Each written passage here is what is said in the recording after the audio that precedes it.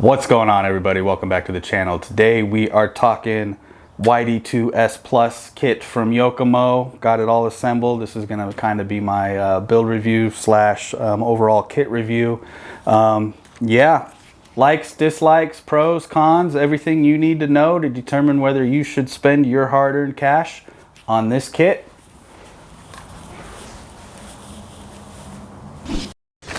Got my cheat sheet because I always forget stuff.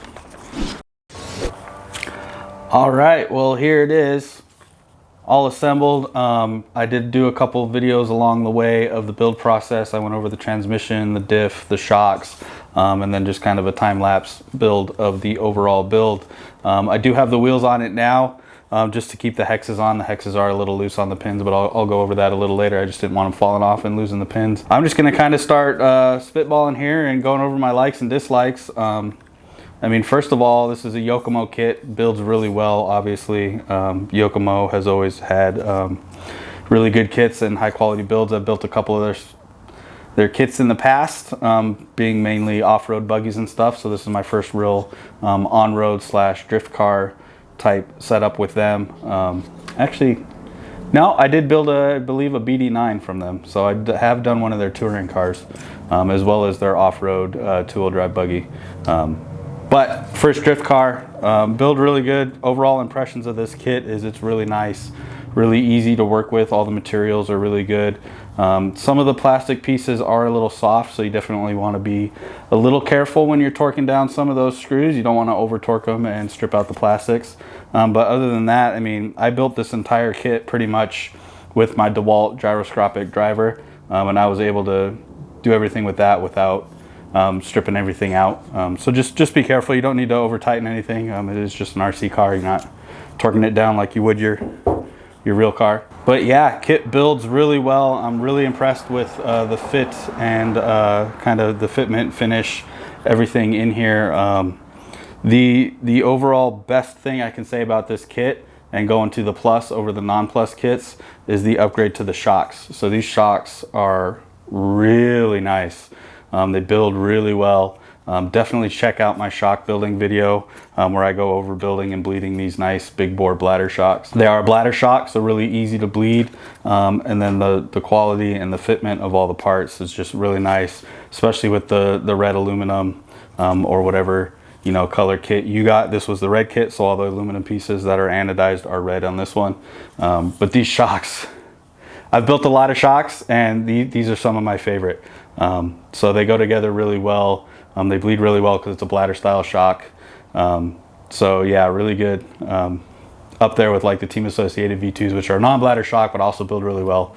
But that's a different story. But yeah, shocks are amazing on this. So I mean, that alone is almost a reason to just upgrade to the plus kit over the non-plus. So like going from a YD-2S to the YD-2S Plus, just for the shocks. You do also get the carbon chassis here, which is really nice, and you can run it with or without the side rails, from what I've heard, depending on how much flex you want. But yeah, these shocks are amazing. I also really like the turnbuckles on them. I like how the rod ends have the hole in the top, so you can get your driver down in there and make adjustments on the ball end, whether you want to add a washer, change location, do all that stuff without popping the turnbuckle off. So you don't have to take the rod ends off of the ball stud. It makes the adjustments really easy, and you're also not wearing out the ball stud by popping them on and off all the time. So it makes adjustments quicker, easier, and prolongs the life of your rod ends. So that's always a plus. The other thing to mention about the turnbuckles, it comes with a really nice little turnbuckle wrench in the kit, which isn't always the case when you're building a kit. So that nice little turnbuckle wrench, it's just one of those little added bonuses when you're building a kit. It's nice that it comes with that. It makes building the turnbuckles really easy, and then making the adjustments after the fact. You need to adjust your toe, your camber, all that kind of stuff. It makes it super easy to adjust it. So lot of good things going on in this kit as soon as you open the box, which is really nice. And then the build is just phenomenal. But yeah, I mean, this kit, it built really well. I was thoroughly impressed. And I mean, you get a ton of battery location options on this. So the weight distribution is almost endless in this. You can run it center line down the center, and then you can run it perpendicular to the chassis, and you've got a bunch of forward and backward movement on it. So there's a bunch of different slots on here. You can really fine tune this the way you need it and the way you want to drive it, as well as the motor positioning on the motor plate itself. That's got a bunch of different mounting options in it. So you can really dial this chassis in to how you want it to drive. Yeah, it's really nice. What else? What else? One of the other added bonuses is the diff. It is a gear diff, but it does come pre-built. The only thing you have to do is pop the cap open and fill and bleed it with the oil. But it is pre-built with all the spider gears and everything, so you're not going through the hassle of getting those pins down deep in the case and fill in with washers and stuff. So I did do a build video on that, on how to basically fill and bleed it, but not necessarily a build video, but just going through the fill and bleeding process on it. So links to all that down below. But yeah, really super cool that that was pre-built, made it really easy. One of the things that would have been nice to have been, they already were pre-built, was the CV shafts. Would have been nice. I don't know. I probably would have not had the pre-built CV shafts, just because I would have liked to have greased them while I'm building them. It's really hard to get the grease all the way in there without actually having them apart, so you can get a good grease job on the CV joint. But I was able to work the grease in there. I just left them fully assembled. It is nice that they are built because you don't have to build them, but the greasing side of it, if you want to do a better job of greasing it, it would have been easier with the CV shafts disassembled as opposed to being assembled. But, you know, being nitpicky at that point, they do give you the grease, and you can kind of rock it in there and work it in there by rotating it and get a good job of greasing your shafts. So as far as the build goes, the whole thing, I mean, overall went together really well. I do like the instruction manual. It is pretty easy to follow. The one it comes with is in Japanese, so get Google Translate out, or what you can do is you can go to their website and you can actually download the English version of the manual. So I will actually leave a link to that down below. I've left a link in all my other videos on this to that manual. That way you have a good English version, so you get all the wording correct. But going based off of just the pictures, it actually goes together pretty well. I built the whole kit on the manual that was included, just based off of the pictures. And then after the fact, I realized you could download the English version of the manual. So my loss, but your gain, because you're getting the link down in the description below. But the one thing that I kind of screwed up on was the front lower control arms. I actually had them mounted upside down, so backwards basically. The picture's a little misleading just because there's markings on one side of the rod end as well as the shaft that slides into the lower control arm.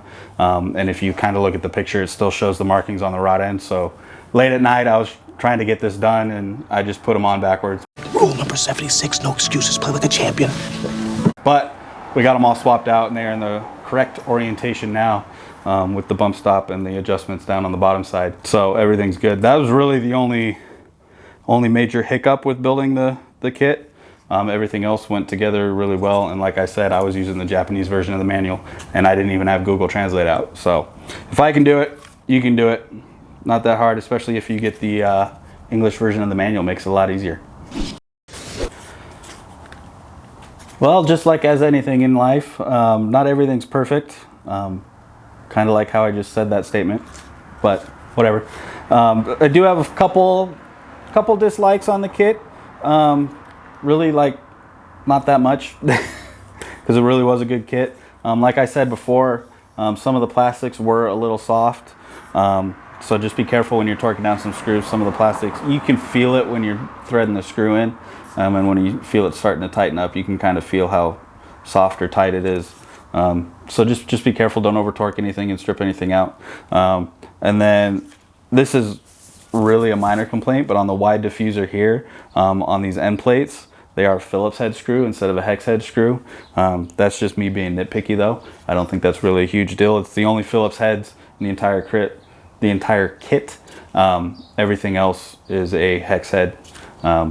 So it's all metric hardware with hex heads on it, except for those little Phillips screws on the end plates of the larger diffuser. It does come with a more narrow diffuser that would just be kind of in the center on the back. So depending on what body you're running and what diffuser you want to run, it does come with that other option. So you don't have to have this wide diffuser here that's gonna maybe cause some clearance issues or not be the look that you want. So you do get that adjustability with the extra piece.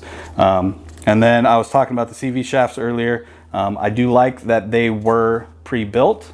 So pre-built CV shafts is a good thing. The downside to that is they're not pre-greased. So I think either if Yokomo's gonna have them pre-built in the kit, they should pre-grease them as well, just so they get a good amount of grease in there and a good thorough coverage. It's really hard to grease them without them being disassembled and getting the full end of that CV shaft where it mates up on the joint. So you can do like I did and just get as much grease in there as you can and kind of work it around by spinning it at an angle and kind of working the grease in there, or you could actually take them apart and do a more thorough job of greasing them.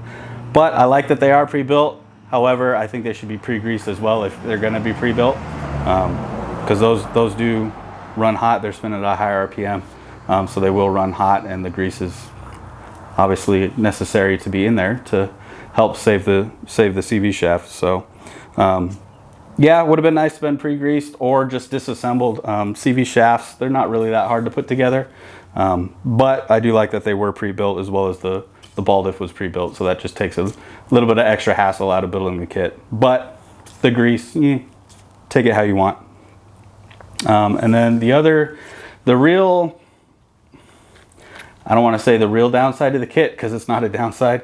One of my other little tiny gripes with the kit is the fitment of the hexes over the drive shaft. The hexes, they slide on and they go over the pin really easy. However, they don't get a really good grab on the pin. So if you do have this just sitting on your table and you're messing around with it without the wheels on, that's why the wheels are on now. But if you're messing around with it without the wheels on, that hex has really easy to just kind of slide off the axle, and then the pin slides out, and if you're not paying attention, you lose the pin. So a lot of kits, whether or not they're plastic or aluminum hexes, some of the aluminum hexes actually have a set screw that grabs on, so it kind of locks the hex onto the axle shaft, or like Traxxas does with their plastic hexes, they actually kind of pop onto the pin. So they get a really good grab, and the hex isn't going to fall off and you're just going to randomly lose the pin. It would have been nice to have a little bit tighter fitment on that end of it. But all in all, I mean, as long as the wheels are on, or if they're off and you're in the pits, just take all the hexes off, slide the pins out, set them aside so you don't lose them. That way they don't randomly fall off and, fall somewhere and then you lose them. Those are nice tiny parts, so super easy to lose track of. All right, so my biggest complaint with the kit, and I thought it was just a random thing, I did break one of the ball studs. So the flat side that mates up against the carbon fiber back here on the rear tower actually separated from the shaft itself, so you couldn't tighten the ball stud down. I thought it was just kind of one of those little mishaps that just kind of happens, and oh well, it's just my luck, right? But it happened to me, and I was at the hobby shop getting it replaced because Tandem RC is really good at customer service and they take care of their guys, so they just hand me a new ball stud. But I was talking to some of the guys there, and I guess that's a known problem with the Yokomo ball studs. So definitely be careful and don't over tighten those. You don't really need to torque them down. They do have lock nuts, nylon lock nuts on the back side of them, so they're not going to loosen up on you if you don't tighten them down good enough. But that one, as soon as it hit pressure onto the carbon tower, as soon as it butted up against it, it just immediately kind of sheared off. So I was kind of disappointed, but I guess that's a known problem with these, and a lot of guys just end up upgrading to some titanium hardware. So that might be one of the first things I do to this, is just upgrade it to titanium hardware. That way I know the stuff's not going to have an issue. I was kind of disappointed when I figured out that it was more of a known issue and not just my bad luck that I typically have. But we got it replaced and everything's good. Only one of them it happened on, so everything else tightened down just fine, and I only had the one break on me. But something to keep in mind, so don't over tighten those ball studs. So one of the tips and tricks that I got at the track from a couple guys saying to get more angle on it is on the steering links here. On the outside you can run the curved rod ends, which are included in the kit. I built this completely to the instruction manual, to kit standard, kit spec. But you can put the curved rod ends on there, as well as taking that long set screw out, which is kind of acting as an angle limiter, if you will. So you can take that set screw out and put those curved rod ends on and then get a little bit more angle, but you do get quite a bit of angle on this out of the factory settings. So that might be something I look into in the future, just doing that to get a little bit more angle out of it. Obviously I'm going to get this set up and just kind of go drive it as is for now. I do plan on hopefully taking it down to tandem and having Shane doing a kind of an initial alignment on it, initial setup. He's really good at that, and I think he does that for all his customers. So have him do the initial setup on it, then we can just go drive it and start learning. But yeah, that's really all I have to say about it. The kit builds really well. Yokomo's always got the good quality, just those few minor issues like I was talking about, but no real big issue. The one thing to keep in mind is those ball studs. So if you do have one break, either contact Yokomo or wherever you got the kit, and they should get it replaced for you. But just don't over tighten them. I didn't even have any pressure on mine and it broke. I think it was just, you know, kind of random draw at that one. Just kind of happened to me, but it is known to happen to these ball studs. So maybe think about getting a titanium hardware kit for this. While you're building it, you get the nice cool titanium look with the hardware, as well as the durability out of them. So that's really all I got to say about this. Definitely think it's worth it. Upgrade to the Plus over the standard YD-2S. You get the big bore shocks, the carbon chassis, all the good stuff to really get you started drifting in the right direction out of the box. So not really much you need to do to this to get it going. Obviously I still have all my electronics to put in, so stay tuned for that video. Hit that subscribe button if you haven't already. I got more drift content coming, as well as all my other stuff. So yeah, if you enjoyed this video, hit the like button, leave a comment down below on anything that you think people should know about this kit. If you've built this kit and you got something you want to let other people know before they start building it, leave a comment down below. Share the knowledge of wealth, the wealth of knowledge, however you want to say it. Yeah, don't be greedy. If you got knowledge, share it. Leave a comment down below. Anyways, hit that subscribe button, hit that like button, and as always, I will see you in the next one.